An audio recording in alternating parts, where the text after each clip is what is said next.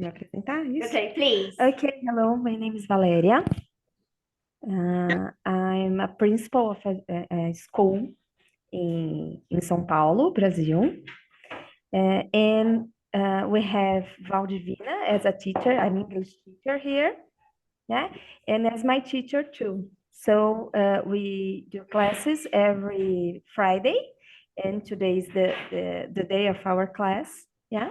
And I'm participating with you to learn a little bit more about English and about talking to people to different cultures.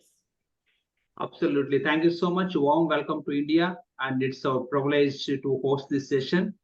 And so we are so thankful to you both for accepting my request, for making this session a reality today.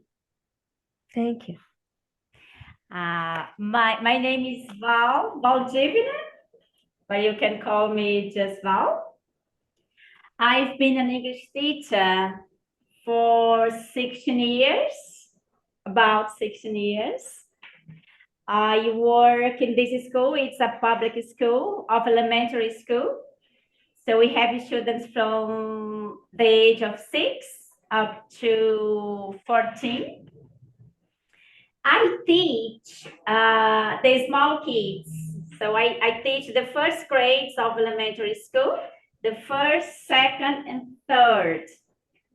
But I also have another project that is teaching English online to adults. And Valeria is my principal, and she's my student. Because although she has a graduation in languages, just like me, she hasn't worked a lot like as an English teacher. So, and it's a great pleasure being here and interacting with you, maybe knowing more about your country, your students, and answering the questions as well. Okay, before I invite my students to interact with you, I would like to take this as an opportunity to introduce myself. I am Hari Krishna. I am working as an English teacher in a rural school. It's a very rural school located in southern part of India. I have been teaching this subject English for the last 18 years. So my students are the age group between the 11 to 15. So I teach the from 6th graders to 10th graders.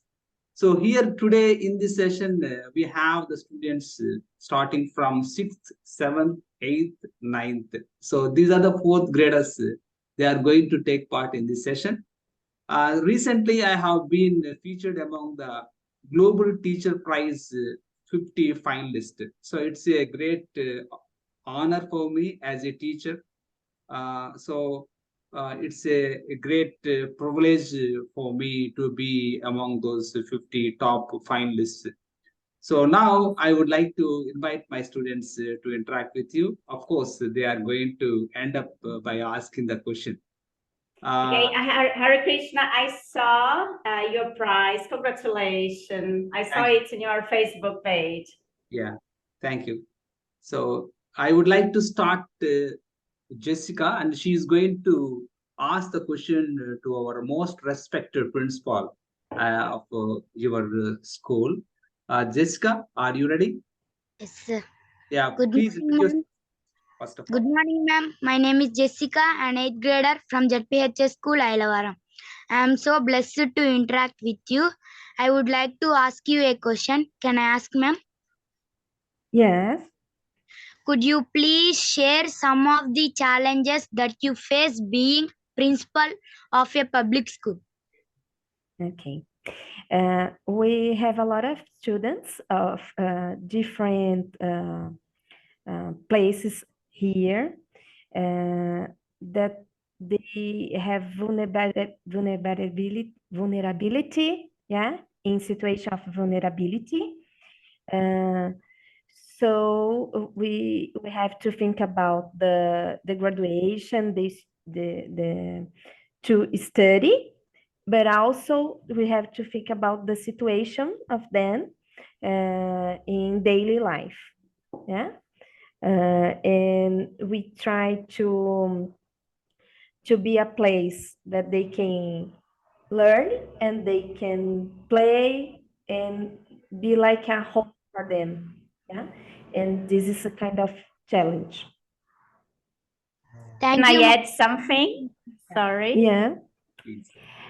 Maybe 95% of our students, they come from favelas, slums, so they're really poor. Teacher, yeah.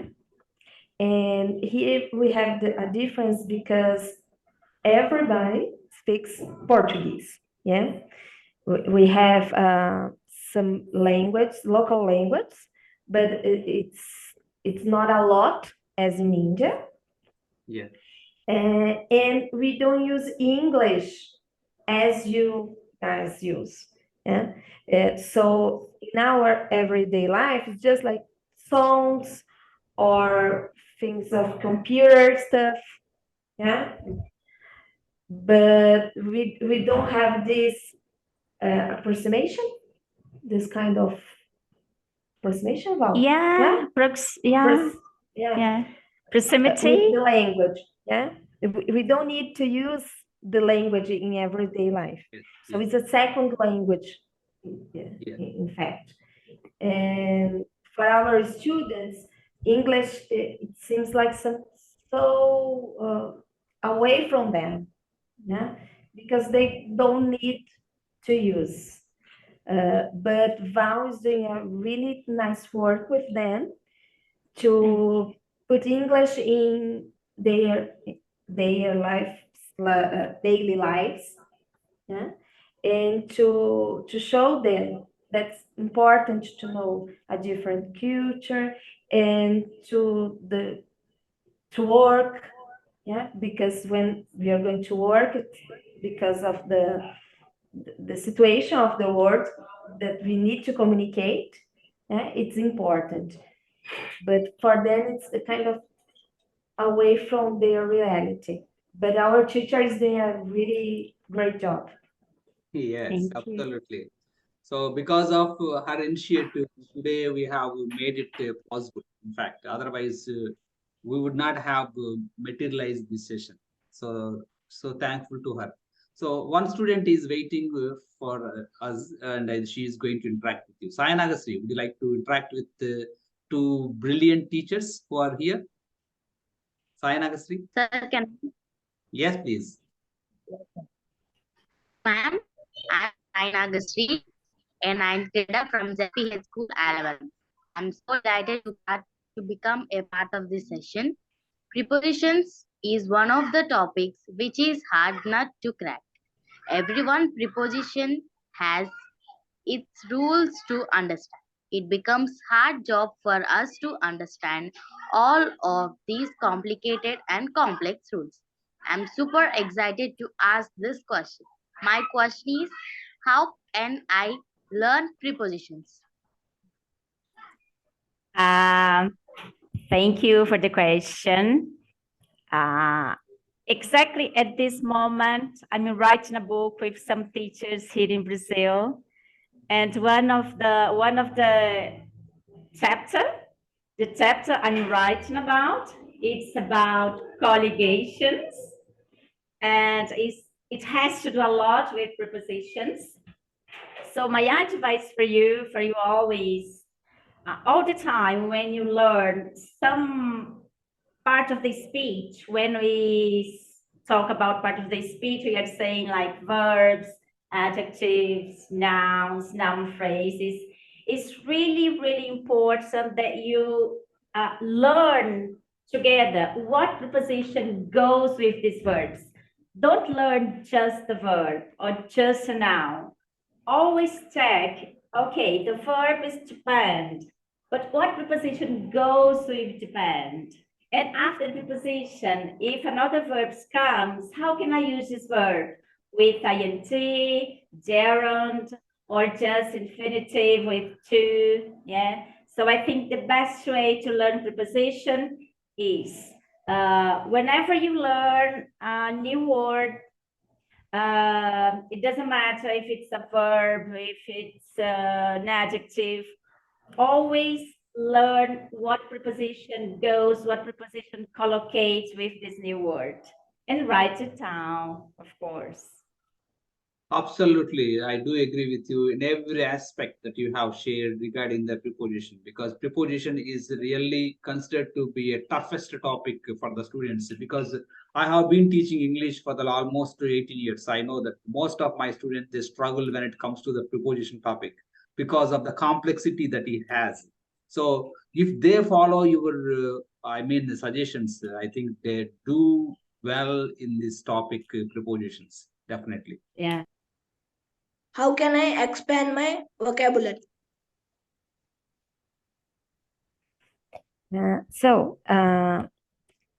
When you're learning a language, yeah, you have to be in contact all the time with this language.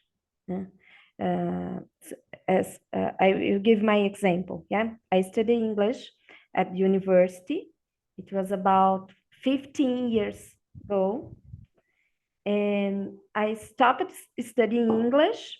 Yeah, and I started forgetting the vocabulary.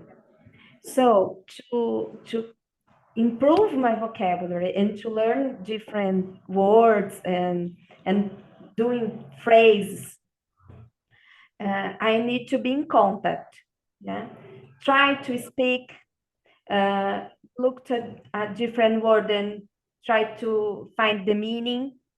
Yeah, and to use this word in a conversation. Yeah? And be curious about learning. Yeah? You listen to something that you're not used to listen. You find you look for this word and ask your teachers. Don't be shy to speak something wrong. Yeah? Don't be shy about your accent, because everybody has accent and make mistakes. Even in being a Portuguese teacher, I make mistakes in my own language. Imagine in a foreign language.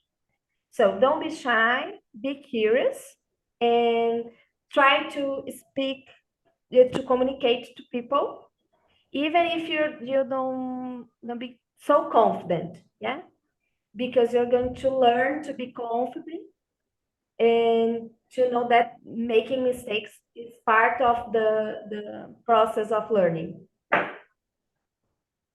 Yes, I couldn't agree more with Valeria. Hello, ma'am. Hello. Good morning, ma'am. This is Husniya, a 7th grader from GPHS School, Ailavaram. I am so proud to interact with you. Now, I would like to share a little information with you.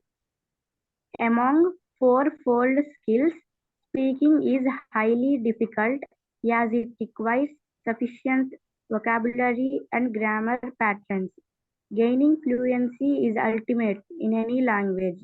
It gives you a lot of confidence. In this context, I would like to ask you a question, ma'am. Can I ask? Sure. My question is, how can I improve my fluency in English and my confidence? I think the best way to improve and gain fluency and being more confident is exposure.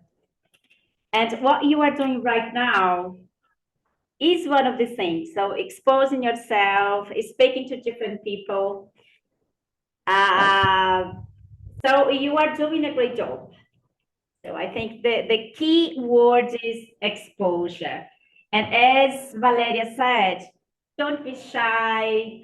Don't worry about making mistakes, because the most important is really fluency. Yeah. And so making mistakes is part and parcel of this process. So I think exposure is the key. I'm Dikshit, an 8th grader from JPHS Ailavaram. I'm so excited to interact with you. Hello. When I would like to share some information with you, ma'am. Can I? Yeah, sure. When we speak English, we speak under the influence of our mother tongue. Our English sounds different from native speakers, but still be able to communicate with each other. I would like to ask you a question in the context. May I ask you, ma'am? Sure. Go ahead. What is your opinion on accent and conveying your ideas successfully to others? Which one you prefer? This is such an interesting question. Yeah. And sometimes I think it causes a kind of confusion. Sometimes I think people confuse like accent and good pronunciation. So I think they are different things. What we have to do is make sure you are pronouncing the words correctly. Yeah. For instance, make sure you are stressing the correct syllable in a word. This is really important. But I really don't think accent is really important. By the contrary, I think accent is part of our identity. Yeah. Maybe when I speak English, people recognize that I am Brazilian, and I think this is a good thing. You know. So once you convey the message, yeah, if you speak loud and clear, accent is really not important. That's my opinion. Valeria, would you like to? Yes, I share with her of her opinion. Yeah, uh, because accent is part of who we are. Yeah, it's our identity. Yeah, and don't exist something better or because you have such an accent, like an English accent, yeah, rich accent, yeah. If you can communicate, yeah, and you are doing an effort to communicate, to use a different language, yeah, it's the most important. So try to learn words and sentences using phrasal verbs. It will help you more than thinking about the accent. A teacher, a public servant in a public school. So, what sort of issues that you usually face, and how do you deal with them? I think I will start, and then Valeria will give her opinion as well.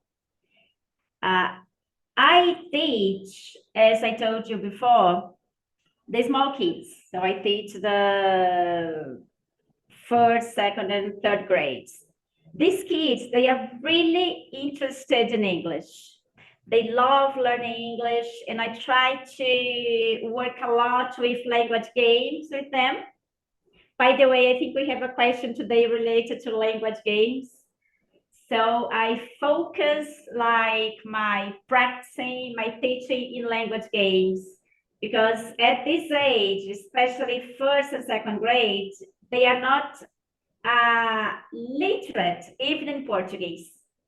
So we have to work with lots of playful activities, explore like oral activities. And at this age, they are really interested. But the problem is when they reach like elementary 2, we call elementary 2 in Brazil, after the 6th grade. And then it's a problem. We face lots of problems with students' behavior, but I don't teach these grades here. So maybe Valeria has more to share with you about that. Please. So when they got to 6th grade and then they are kind of not interested in learning English and even other subjects. So they have to be how do I say instigados? Motivated, Stimulated, yeah? To be motivated, yeah? encouraged. Yeah, encouraged to learn. And as a principal and thinking of English, yeah, we are trying to put English in our school place as signs in the rooms. Yeah? And we are planning to do a class together and to see me as a principal, as a student too. Yeah? So I'm a principal, but I'm learning yet. Yeah? And we will do this for our life. Yeah? We are going to learn during our life. So we are trying to make the English more próximo, More close to them. something more Yeah. concrete, more real, Yeah. not something abstract. And to see us talking and be curious. Yeah, oh, so cool. They are talking English. Yeah, and with other teachers here who speaking English too. Yeah. And I for now we are trying to do this. Yes. So many more additional responsibilities, like sometimes we have to attend the training sessions and in different subjects. And many more responsibilities like distributing the progress cards to the students, and we are responsible for giving them grades after evaluating their answer scripts. So how about the responsibilities for a teacher in a Brazilian public schools? To plan their classes and to study here. So we have a specific time every day that teachers get together and study a subject. Yeah, but it's always a subject thinking about applying with students. Yeah, to improve the learning of the students. Yeah.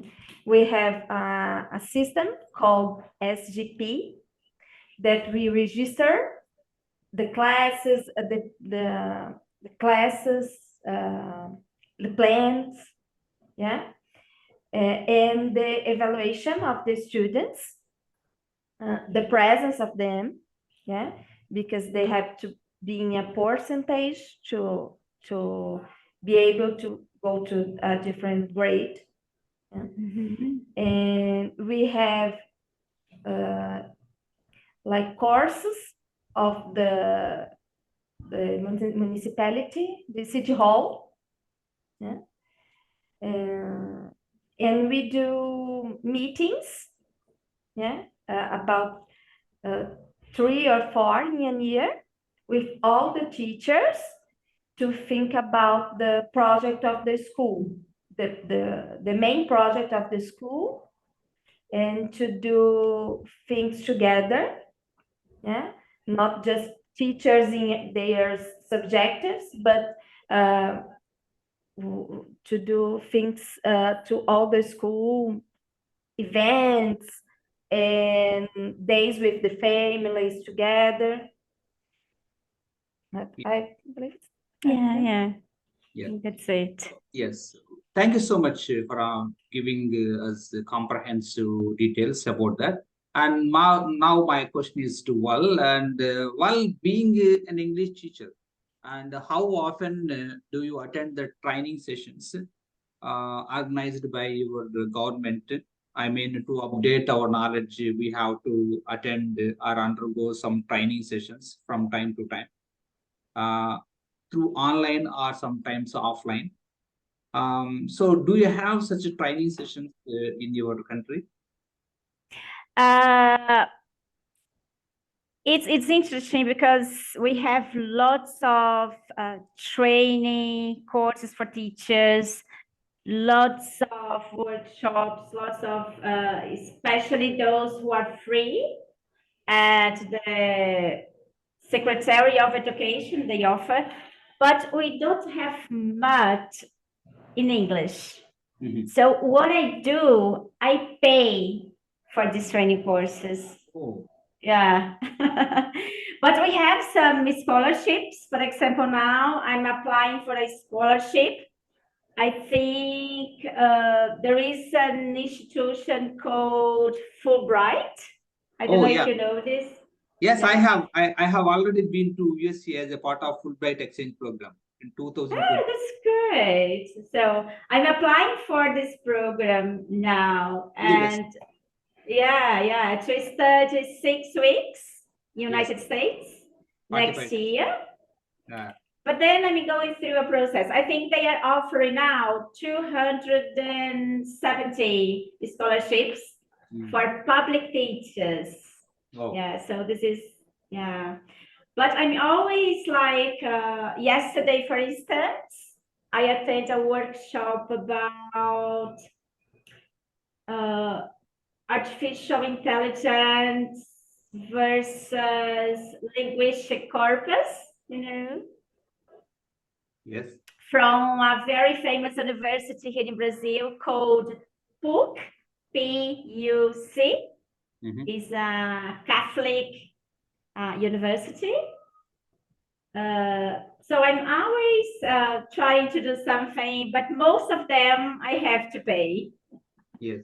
So what my students learn at school. Padmaja, would you like to share the subjects that we learned at school level, please? Yes, sir. Please. We learned 7. Hello, ma'am. Hello. Hello. My name is Padmaja. I am a 7th grader from JPHS Ailavaram. I would like to share a little information about subjects that we learn at school.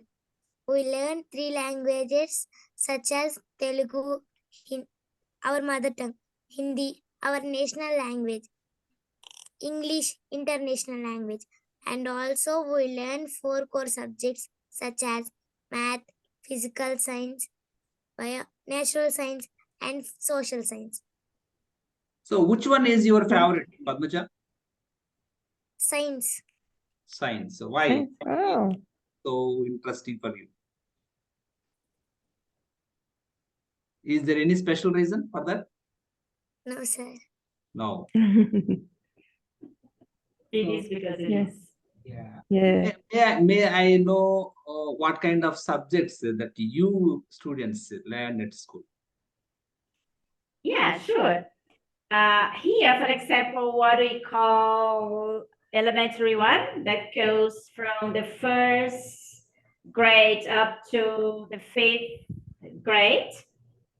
They have a teacher that stays with them all the time. We call it like polyvalent. I don't know if this word exists in English.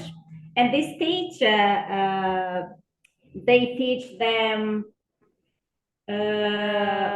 math, Portuguese, our language, geography, science, but they also have 5 specialists. So one teacher that teaches them PE, physical education, another teacher for international language, that's me. We study English in Brazil as an international language. It's not even a second language, it's just international language. They also have a computer teacher, art teacher, and they have a reading teacher. It's a class only for them to read. Yeah. Okay, thank you. So before we wind up this session, I think I have 2 more questions left. So what is the age of retirement for the teachers that are working in public sector? In India, especially in my region, and 62 years are the age of retirement for the teachers, public school teachers. So how about there in Brazil?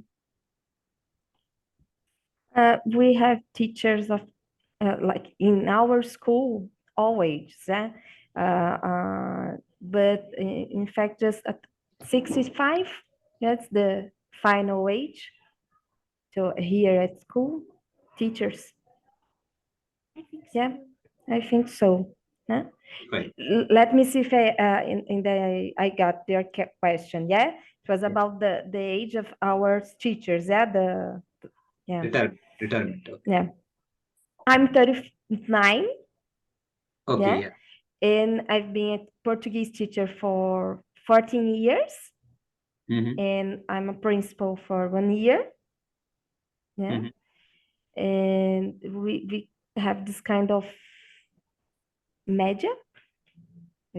How do I say média? De idade. Average. Yeah. Yeah. Average. So here I have one more question. In India, if you are a primary school teacher, if you have the qualification and you get promoted from second primary school teacher to the secondary school teacher, and if you have the qualification, if you have the seniority, I mean, if you have good experience, so you can be promoted to the head teacher. So these are the three promotional channels for the teacher from primary to secondary, from secondary to the head teacher. Head teacher is the last promotional channel for any teacher to get. So that's how the channel is there in India. How about there in Brazil? And do you have the same system or a different system? Yeah, here is a bit different because we have what we call public exam. You have to do a test in order to become I forgot the name, but it's a person who works for the government. Okay. And when we sit this exam, we already choose what position we are going to sit for. Mhm. For instance, if a person studies pedagogy, this person can sit this exam to teach the first kindergarten. Yeah, you can teach preschool if you studied pedagogy, and you can also teach the first elementary school, because here we have kindergarten, preschool, elementary one that goes from the first grade up to fifth grade. If you want to be a specialist, if you want to teach fundamental elementary 2, sorry, you have to sit for another exam, because and then you are going to be an English teacher or a geography teacher, a science teacher, math teacher. If you sit this exam, you can teach elementary, I'm sorry, you can teach elementary 2 and high school. Okay. Yeah? And then if you want to teach graduation, like college, it's another process. Yeah. If you want to be a coordinator, you must have some experience in the classroom as a teacher, but then you have to sit another exam. Okay. Thank you. Thank you so much. Yeah. So yeah. And it's the same for the principal. Yeah, we must do another exam. Yeah, I did the first exam in Portuguese. Yeah, and I teach Portuguese for 14 years. And after that, I did the exam for principal, and now I'm principal. Wow. That's the question. Could you please give your final messages to my students? Your final message. Of course. Would you like to start? Okay. First of all, I would like to congratulate you and your students. It's so beautiful, and I think really it will add a lot. It adds a lot to this students' learning process. This interaction, like your project is really beautiful. interacting with different teachers from different parts of the world. So congratulations. And my final message is keep doing your job. Yeah, I think English nowadays is still like lingua franca, is the language of technology, of tourism, of business. And it's really, really important to know how to speak it. Yeah, so congratulations and keep it up. Thank you. Thank you so much for your valuable message. May I expect a message from the respected principal? Yeah. Congratulations for work and your students to be here and to expose them, to ask questions, and we could understand them quite well. Yeah. And we are proud of them because as teachers, yeah, we want to be to see the evaluation of our students, yeah, and all kinds of students, not just our students, yeah. And you should be really proud of your teacher, yeah. And my message is to don't be shy. My example, I'm speaking, I'm not so fluent, but I'm trying to communicate and not to be afraid, yeah, and be confident. And you will learn a lot about English and about whatever you want. Thank you. Thank you so much for your valuable messages. So you made our day great because of your valuable presence. Thank you so much.